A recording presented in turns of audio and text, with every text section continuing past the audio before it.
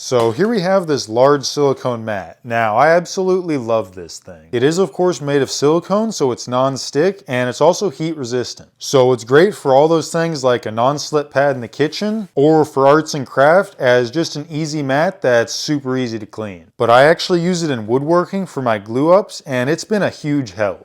It really doesn't matter what you do to this thing. Once that glue dries, it's going to be super easy to clean up. And you can already see the glue trying to bunch up there because it won't stick to the silicone. Now I'm going to go ahead and let this dry here, and then I'll come back and show you how easy it is to pull off. Alright, and there we go. You can see it's all dry, and you can also see it's already starting to peel off. It just doesn't stick at all. And you might be noticing a bit of dust on here, and that's just because I had it in my wood shop, but it's really easy to clean off. Just spray it down, and then take a rag and wipe it off.